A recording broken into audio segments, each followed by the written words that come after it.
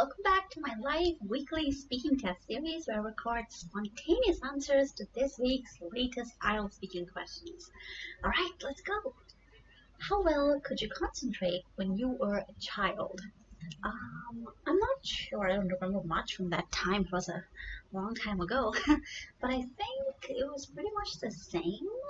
I mean, I probably was able to focus better back then because obviously when you're a child, you don't really have a whole lot of things to deal with. You just, play and go to school and just be a child. You don't really have any kind of other responsibilities. So I think it was easier, but I do remember that for things like, math and all that, I just found it, I don't know, not difficult, but I had to really focus hard, to be able to do it well. So some things were easy, some things were kind of, things that I didn't have an interest in, I definitely was not able to focus on those. How often do you have to concentrate these days? I don't know, it's kind of a weird question. I pretty much have to concentrate all the time, right? I mean, when you're at work, but even otherwise, just, for example, planning your taxes. Of course, thankfully, I don't do that myself. But once I did try to do it myself, and it was, oh my God, it was a big mess of numbers. I had to take care of this column in Excel and that column and add this and divide that and multiply this and count the days and figure out what's right and what's wrong. Oh my God, it was, I think, the most intensive, period that I had. Normally, I never have to put in so much energy into, whatever it is I'm doing if I'm working.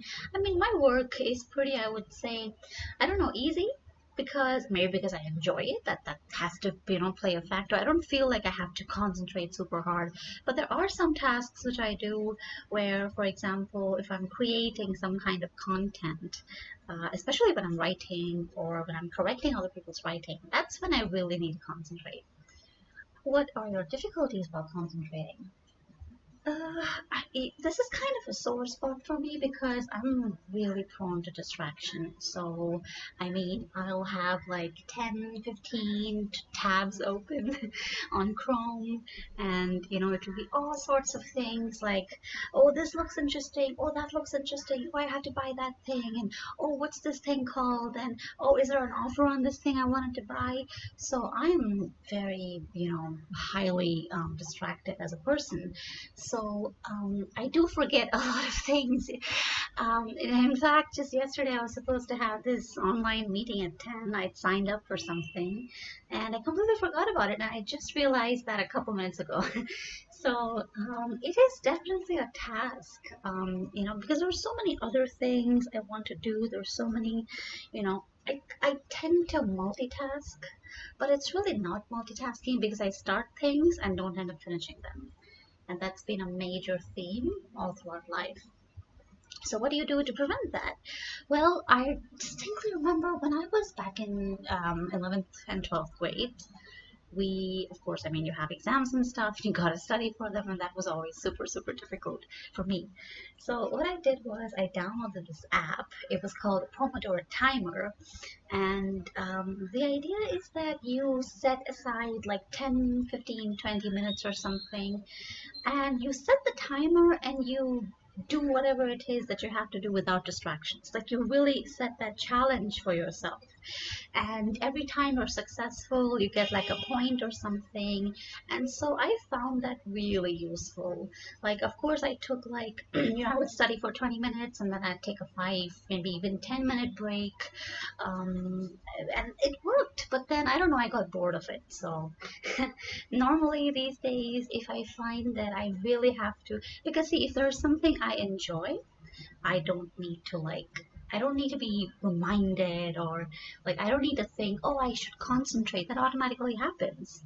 But there's a lot of things which I just don't really enjoy doing, or maybe even if I'm good at it, I just find them boring or whatever. So I'll just hand the task off to someone else. Recently, I hired an assistant, and it's been great because she can take care of so many things, and it's really been great. I wish I did it earlier. If you just don't like doing something, then just give it to someone else, because time is super valuable, and you can always use someone else's time. but you can't get back your own time, right? When do you feel the need for concentration the most? Um, yeah, when I'm studying, I still study, I still, learn stuff. I really enjoy learning new things, and I've been learning language. And we had we had an exam just a month ago, actually, our final exam. So I was like, oh my God, for like a whole week, I made these detailed plans. I'm gonna do this chapter on this day, and then next day I'm gonna learn vocabulary, and then I'm gonna revise grammar. I'm gonna do all this, and I made like an 11-day plan, all right, and I followed it for one day. So I am not very good at like following through with things, but it's normally when I'm studying or when I need to create something and someone else is going to, view that or see it or something. That's when I really feel like, oh my gosh, I really need to concentrate on this thing. But I mean, I work by myself, so I there's nobody looking over my shoulder, so I don't really feel that kind of stress. But yeah, obviously, like for example, I often volunteer for helping out like stray animals, and so obviously, for example, if you're trying to remove ticks from a dog's body, of course you got to concentrate because you don't want to accidentally pinch the dog thing. So yeah, I mean, I think everybody has to deal with stuff like this as part of their daily routine. Okay, let's see what I have in store for part two. Okay, here it is. Describe a short trip you often take that you do not like. You should say where you go, when you go there, why you go there, and explain why you do not like this trip. Right. Okay, so I'm not going to make notes as usual because I just don't enjoy doing it. But like I always say, if you're a student, you definitely need to make your notes. Unless you're a very confident speaker. In that case, you can just, wing it, which is fine. But it's still a bit of a risk to take. Okay, let me try. Well, I have this place that I work at, which I really enjoy the work because it's, working with kids and they're always a riot. But the route that I have to take is super complicated because the place is like all the way in town and I live in the suburbs. So what I have to do is, oh, thankfully I only have to do this like twice a week. Otherwise I think I'd go crazy. But so I have to like walk, and there's this because I mean you could like take a taxi, but my city is really crazy with traffic, so that wouldn't work and that would like take me a long time. And so public transport is the most efficient, and it gets you there in like half the time. So I have to walk to the bus depot and then take a bus, and then it leads me to the train station, and then I have to wait for a train, get in the train and stay there for like 25 minutes or something, and then it drops me off at a station. And from that point on, actually, again, I could just like take a taxi or a cab, but the problem is, again, the traffic there is so bad that you could just be at this traffic signal for 15 minutes and 20 minutes before your vehicle even starts moving. So obviously, and if I walk, it's just 10 minutes, so that's a no-brainer. And I mean, it's not too bad, I guess, because you get the exercise that way. But I really just hate long commutes. It's just, ugh, it's so much time being wasted. I mean, I like walking as an exercise, but not because I have this, headache of reaching someplace on time and, all that. I don't enjoy that, like that kind of external pressure. And I mean, obviously, it goes without saying that traveling for work is probably one of the most boring things you could do as part of your everyday life. Thankfully, I only do it twice a week, like I said. But it's still very annoying, especially because, it's very sunny where I live, and, it kind of gives me a headache when I'm on the way back home. Again, you gotta walk and you've got the sun and everything, so it's super annoying. Plus, I also get like motion sickness, and if I have to like take the bus, so whenever possible, I try and walk instead of going for groceries or whatever. That's all right. I enjoy doing that, but like traveling to work is just a big chore, and it's something that I feel, I guess this sentiment is probably shared, by everyone. Unless, I mean, they have a very, very short trip to work. I mean, for me, it takes like 45 minutes, maybe an hour to get to that place, and the same time to come back home. So it's a real time waster, and I really, just really hate that. Okay, let's see what we have for part 3. Okay. Do people from your country like to travel abroad, and why? Well, I mean, it depends on, which section of society you're talking about. I mean, if you give someone the chance, of course, they'd love to travel. I mean, who wouldn't, right? I mean, there's very few people who are absolute homebodies and, stuff like that.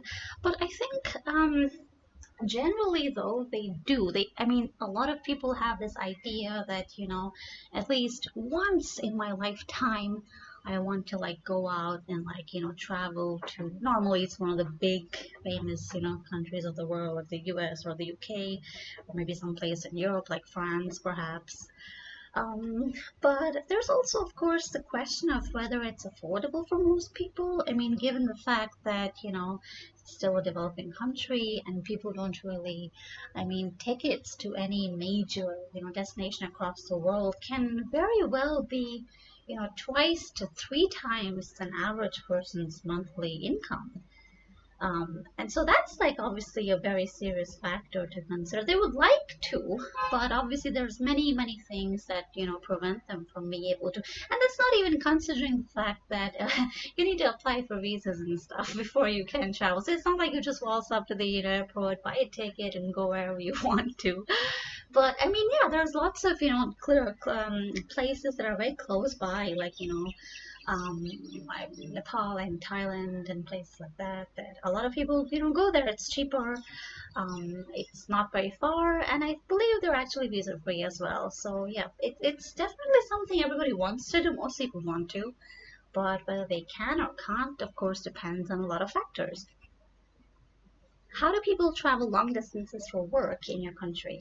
Um, so the thing is that there's a lot of diversity in the country, right? And you've got like absolutely remote places, and then you have places like my city, which are just like these huge bustling hubs. And I'm not saying that with fondness, because there are so many people who live on the outskirts of the city, and they travel to the city every single day. And like I said earlier, I mean, I travel just, like 60 minutes to my workplace, but there are people who travel for 2 hours, 2.5 hours, and even 3 hours just to reach their workplaces in town. And that's, of course, not just the story of like my city, but like pretty much any major city. Most people will, of course, use the train because at least, for my city and the capital and a couple other handful of cities in the country, public transport is excellent.